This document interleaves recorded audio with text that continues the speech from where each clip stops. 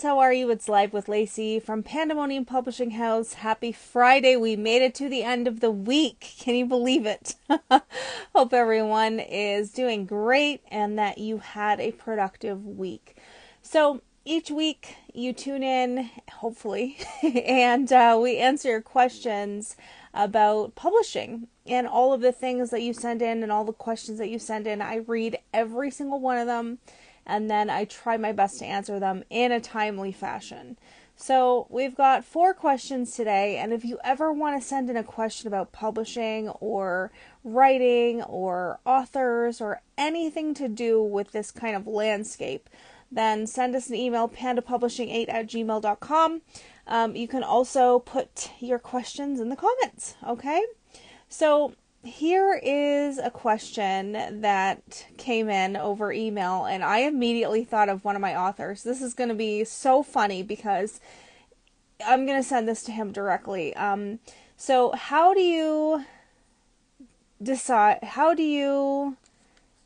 sorry, I wrote these down and I can't read my own writing. How do you define a risky book, and what makes you take a chance on one? Okay. So, I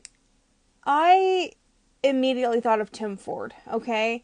And he is one of my fantastic authors at Pandemonium Publishing House for a number of reasons. Number 1, he is a great storyteller. Number 2, he's always willing to learn and improve his craft and take advice and make adjustments, and he really keeps track of his characters, and he really cares that his readers are getting something out of his books. So I would say he's a great storyteller, and the stuff that he writes is just like literally sometimes can make your toes curl. And I know he's going to take all of this as a compliment, okay? Nothing I'm telling you I have, never said to his face. So he is such a great creator of characters that they jump off of the page, and whether you love them or hate them, he makes you feel something at the pit of your soul, and that is remarkable. So all of his books are very risky. Every time I publish one of his books, I'm like, oh, I hope this isn't the time where, I get an angry email about the content, or, somebody's contacting me about the rated R-ness of it and all that kind of stuff. Obviously, we protect ourselves with that. We have disclaimers. We know that it's rated R. We put that out there. So, I really love the fact that he's so true to himself. Like when Tim Ford is writing, he is so true to himself, and I feel like the characters that he writes dictate where the story goes. So I think that defining a risky book and what makes me take a chance on that is the belief in the author that I have, and I 1000% have his back with every book that we publish together. And it's an honor to have him on our team because he's just such a talented person. And I really think that, a risky book is something that blurs the lines between good and evil. It's a book that, there's a lot of mayhem in it. Maybe there's a lot of swearing. Maybe there are a lot of rated R subjects. Maybe there's all kinds of things that I can't say here on Instagram because they'll take it down. But that being said, I would define a risky book with anything that kind of blurs that line between good and evil, where you actually get people to question what they would do in that situation. So I'm all about taking risks, 100% taking risks in this company. We've always been that way. Tim's been with me for a really, really long time, and he's got a new book coming out. This is book number 13, coming out on April the 13th in the Mitch Strongbow series. If you have not read it, make sure you start from the beginning. It is so good, and you will be hooked. And you know what?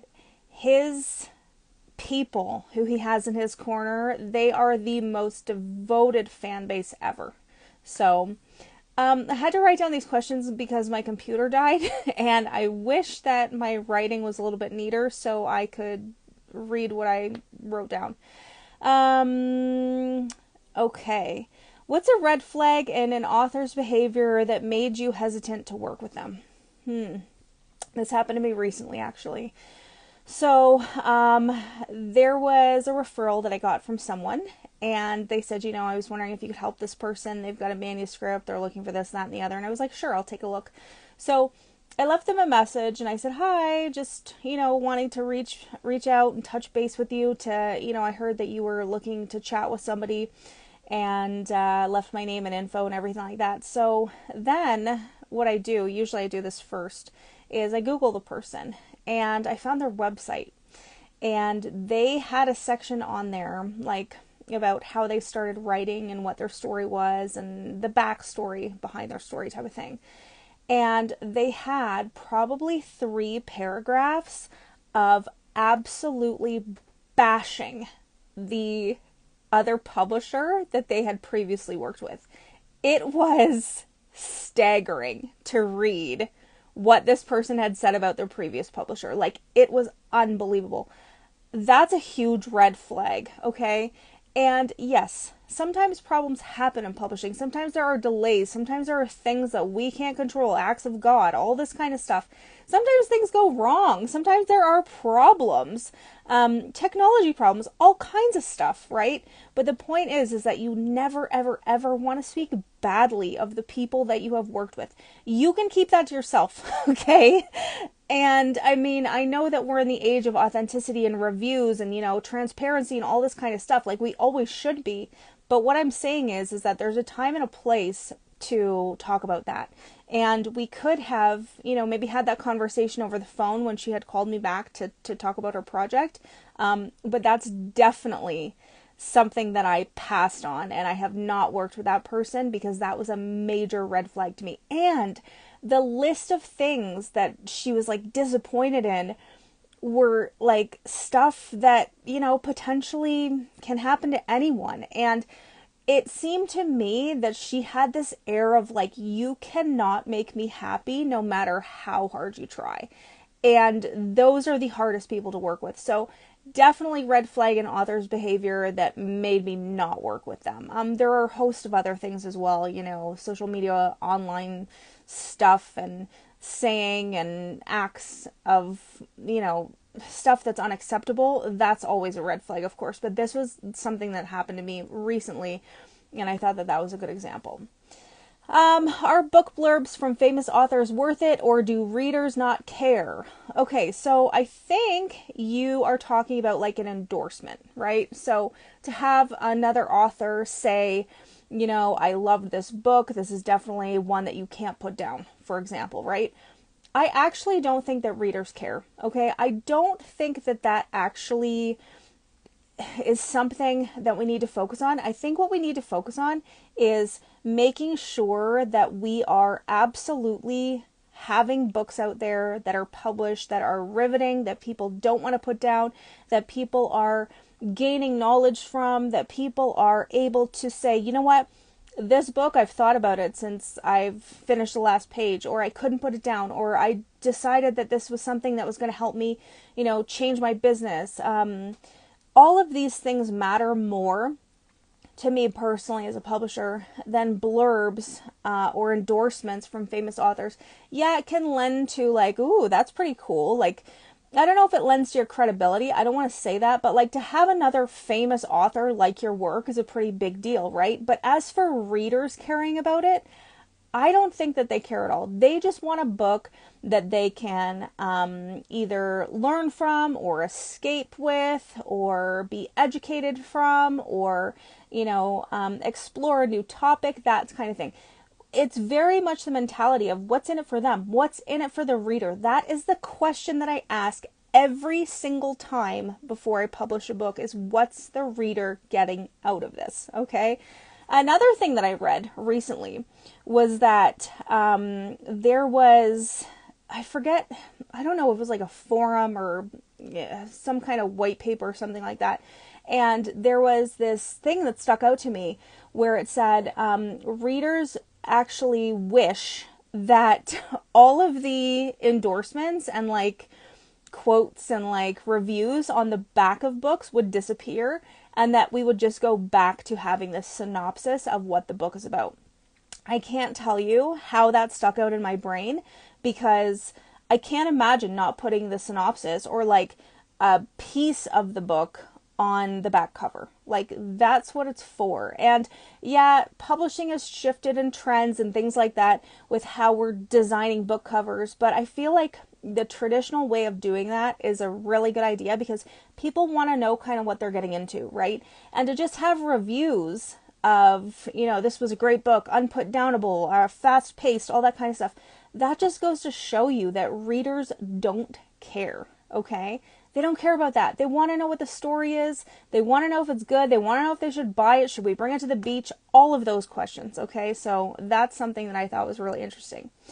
And then the last question, what's your opinion of authors on TikTok saying that no one showed up to their signings, or their book was pulled, or that they have no engagement? Okay, I would say to you, be very discerning and be very aware that a lot of the time the case is that they are looking for sympathy. They're looking to have engagement. They're looking to have, a publisher say, hey, I publish books, and you know what, maybe I can get your third one off the ground type of thing in your series. I've seen it with my own eyes on TikTok, and it is fascinating to me because, you know what, most people, if you had no one show up to your book signing, you probably wouldn't tell anyone. You'd be like, oh, geez, I didn't do the marketing right. I didn't have enough time to do this. I didn't execute it properly. Like, you would really probably not share that with people. Like, I feel like it's looking for sympathy. It's looking for views. It's looking for engagement. And a lot of the time, those videos are fake because they want to skyrocket their sales, okay? So be discerning, look at the video and say, did this actually happen? Look at it with a little bit of mistrust because you'll see, like, my dad wrote his third book and he's really put his heart and soul into this and this really matters to him. And here's the thing, that's every single author that writes. They put their heart and soul into everything. And they leave pieces of themselves behind on the page. Same with illustrators, same with graphic designers, same with people who do book covers. Like, the whole field of the arts, you cannot create something and not leave yourself behind. It's impossible, okay? Music, painting, writing, sewing, crocheting, whatever you're doing, there's you in that. So I feel like you have to be a little bit wary and cautious for people who are online trying to garner sympathy to say, you know what, buy my dad's book. If you could support him, I'd really appreciate it, that type of thing. That's fine. And you can do whatever you decide to do, okay? I'm not here to tell you whether to do it or not, but just look at it and say, is this something that sits well with me? Like, is this something that I feel is legitimate? Is this something that I believe, or is it just trying to garner views and get engagement and get some sympathy and skyrocket the sales of my book? I've also heard of another creator who created fake controversy around their book, saying that because they had the lifestyle that they do, their book was pulled from a deal or pulled from a shelf in a bookstore, and people got angry and they were like, no, they shouldn't have done that to you. Who cares, how you live your life? I'm going to support you. Where do I buy your book? And jackpot, it worked, right? Whether that happened to them, which it did not, it was proven that did not happen to them. You got to use your intuition. You got to use your gut. And if you want the book, then get it, but I'd say don't necessarily fall for everything that you see online. And we have to be as authentic as possible because readers want to see who it is writing the books. They want the story behind the story. I've said that a billion times. They want to know who you are and why you write and why you continue to create and all of those great things. So I think that it's important to be who you are, okay, with no apologies. And I feel like every single person I'm so blessed with on this team, from my artists to my graphic designers to my authors to my illustrators, they're exactly who they say they are. And I think that's what makes them so wonderful, because people feel it. They can see it. That's why they have the fan bases that they do. That's why they have the people. I'm talking about Tim's fan base here for a second again. I hope I don't get myself in trouble.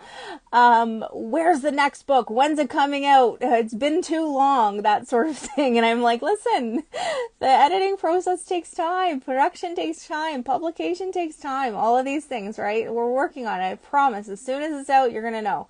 So I really think that people are loyal to those authors who make them feel something, and those authors who, you know, go to events and they meet them in person, they answer their questions, they sign their book, and they're just a regular human doing human things and interacting with people who care about books and literacy and, you know, all of these subjects that really matter. So if you want to send in your questions, send them into pandapublishing8@gmail.com, and I will try my best to answer them in a timely fashion. And also, if you ever want to comment on the lives, you can put your questions down below in the comments as well.